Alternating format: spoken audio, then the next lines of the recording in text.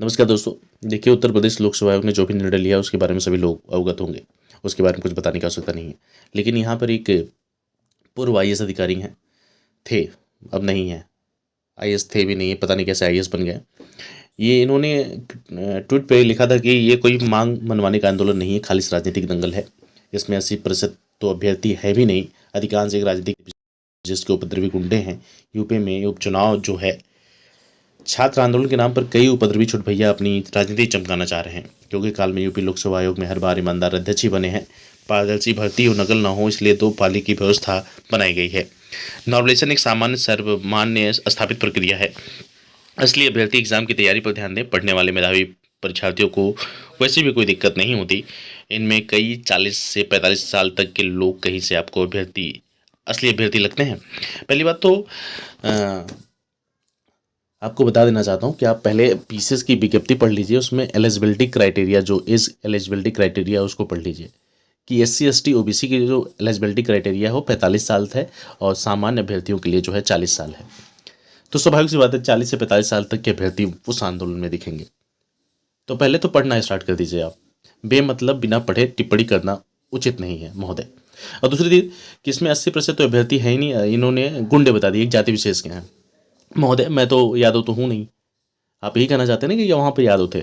तो मैं तो यादव हूँ नहीं। मैं एक सामान्य अनारक्षित वर्ग का विद्यार्थी हूँ।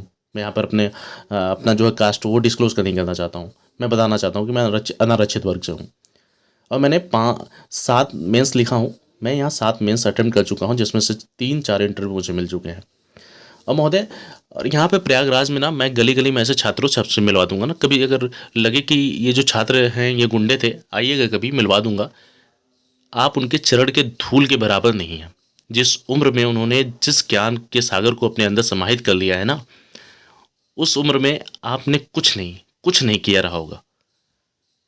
जिन्हें राजनीति, फिलॉसफी, मैथमेटिक्स ऐसे से विषयों के विशेषज्ञ यहाँ पे हैं ना, जो आपको गुंडे दिखाई देते हैं, आप उनके चरण के धूल के बराबर भी नहीं हैं। और दूसरी चीज़ कि कौन कौन राजनेता आपको दिख रहा था वहाँ पे आंदोलन में, जो यूनिवर्सिटी में शासन चुनाव चल नहीं रहे हैं इलाहाबाद विश्वविद्यालय में? तो कौन सा छात्र नेता, जिस कोई भी छात्र नेता अगर आएगा उसका स्वार्थ निहित होगा उसमें। जब छात्र संघ चुनाव नहीं हो रहा है तो किसी भी छात्र नेता का स्वार्थ उसमें जुड़ा होगा नहीं। स्वाभाविक सी बात है, कोई भी छात्र नेता वहाँ पे था ही नहीं। यूनिवर्सिटीज़ के जो भी परीक्षार्थी वहाँ पे थे, जो आर ओ पीचर्स दे रहे थे, वही बच्चे वहाँ पे थे। और दूसरी चीज़ की इन्होंने कहा कि नॉबलाइजेशन जो है सर्वमान्य प्रक्रिया है। महोदय, अगर आप नॉर्मलाइजेशन उस समय यूपीएससी में लागू होता ना, तो आप जैसे मूर्ख लोग आईएएस के काबिल नहीं हैं। आप लोग आईएएस के नाम पर कलंक हैं, पूरी तरह कलंक है। कभी भी अपने कार्यकाल में आपने कुछ अच्छा काम किया हो, बता दीजिए। कभी भी आप किसी अच्छे काम के लिए जाने गए? हमेशा दागदार आईएएस के रूप में आपका नाम लिया जाता है, दागदार आईएएस के नाम पर। और ये आईएएस क्यों लगाते हैं? आप हटा दीजिए। आप आईएएस नहीं रहे। आप आपको बर्खास्त किया गया है।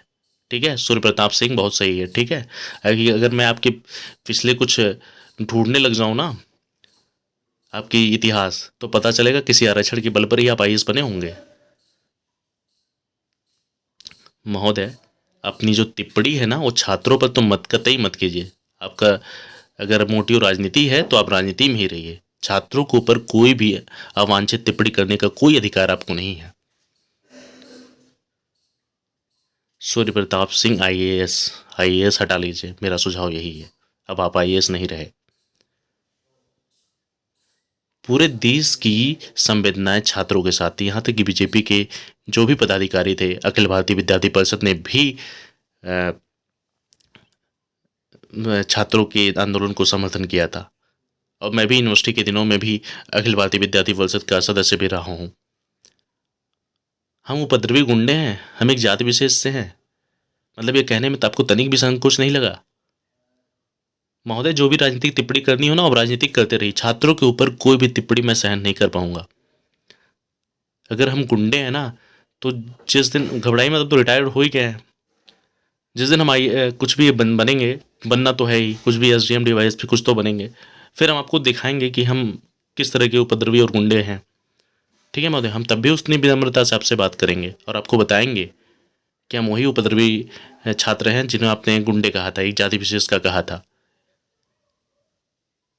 महोदय, हम भी हो सकता है मेधावी हो सकते हैं। मैं तो अपने आप को मेधावी नहीं मानता, लेकिन यहाँ पर बहुत सारे मेधावी छात्र हैं जो आंदोलनरत थे, जिन्होंने 7-7 बार इंटरव्यू दिया है, जिन्होंने यूपीएससी का चारों अटेम्प्ट अपना यूपीएससी में खपाया है, वो भी यहाँ पे इंटरव्यू दे वहाँ पे आंदोलनरत थे। वो एक जाति विशेष से नहीं थे, आप ही के आसपास के थे। महोदय, मेरा यही सुझाव है, कोई भी राजनीतिक टिप्पणी करने से पहले राजनीतिक टिप्पणी कीजिए, कोई दिक्कत नहीं मुझे। आप छात्रों के ऊपर जो आंदोलनरत हैं, जो 4 दिन से भूखे प्यासे वहाँ पे दिनों रात लगे हुए हैं, हम 4 दिन से मुझे नहीं पता कि हम लोगों ने क्या खाना खाया, कब घर गए, कब नहाया, कब धोया, हमें कुछ नहीं पता। हम बस आंदोलनरत थे, हमें यही पता था कि हमारा नोटिस आ जाए और हम लोग यहाँ से चले जाएं, हम लोग अपनी पढ़ाई करें। वहाँ पर कोई भी शौक से आंदोलन नहीं कर रहा था। मेरा ये सुझाव है, जो भी टिप्पणी करना हो बहुत सोच समझ कर टिप्पणी कीजिए, अन्यथा आपके लिए बहुत ठीक नहीं होगा।